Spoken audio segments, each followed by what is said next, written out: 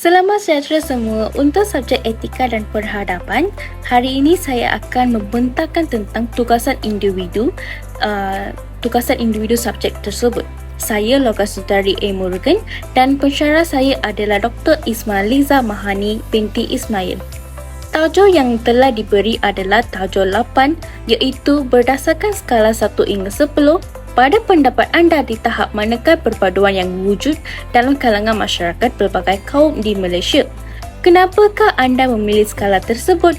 Dan berikan 3 langkah yang boleh diambil untuk mengeratkan lagi perpaduan dalam kalangan masyarakat pelbagai kaum di negara kita. Untuk pengenalan, Malaysia adalah sebuah negara yang sangat unik kerana kaya dengan kepelbagaian antik budaya dan agama. Sejak zaman penjajahan, negara kita telah menjadi rumah kepada pelbagai komuniti yang membawa tradisi dan warisi masing-masing.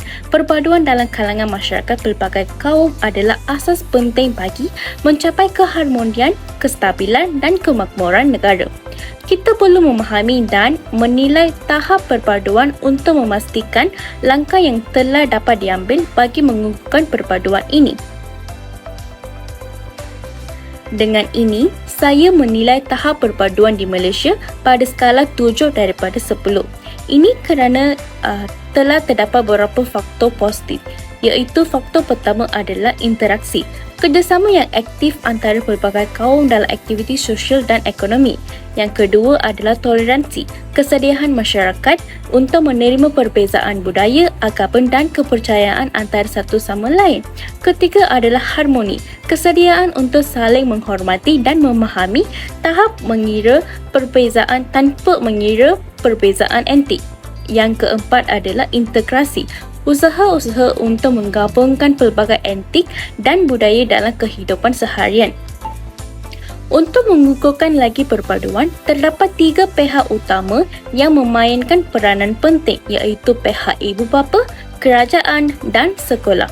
Mari kita melihat langkah-langkah yang boleh diambil oleh setiap pihak. Pertama adalah pihak ibu bapa.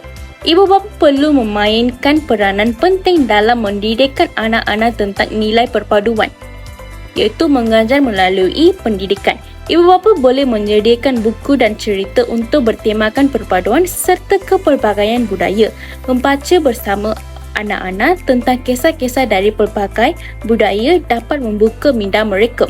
Yang kedua adalah ibu bapa perlu memberi contoh yang baik, menunjukkan cara berinteraksi dengan hormat dan menghargai dengan menjemput rakan dari pelbagai antik ke rumah dan menunjukkan keterbukaan. Yang ketiga, ibu bapa boleh mengajar anak-anak untuk menyertai aktiviti kesukarelawan seperti gotong royong atau projek kebajikan yang melibatkan pelbagai kaum. Pihak kedua adalah kerajaan. Kerajaan hendaklah menganjurkan program kesedaran tentang perpaduan.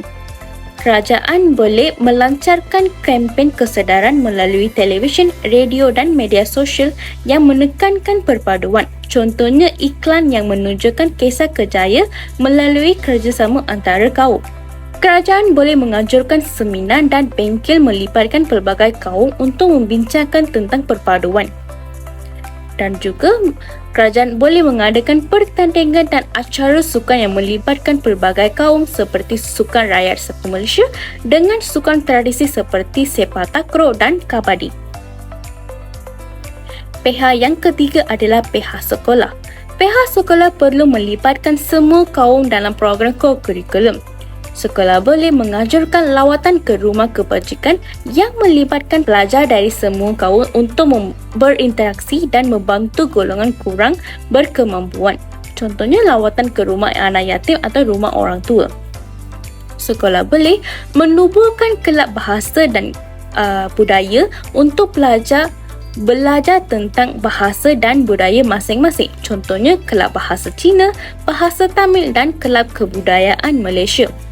Sekolah juga boleh mengadakan pertandingan seni dan kraf bertemakan perpaduan dan kepelbagaian budaya. Contohnya pelajar melukis mural yang mewakili simbol perpaduan antara kaum.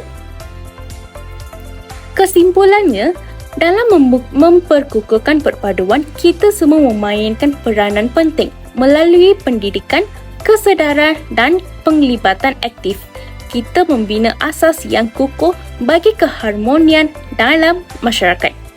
Sebagai satu bangsa, kita berdikari bersama untuk mencorah masa depan yang lebih baik, menyemai nilai-nilai kasih sayang, penghargaan dan bekerjasama di setiap peringkat kehidupan kita. Berpadu berkongsi, bertegas kekuatan. Malaysia Bersatu. Terima kasih.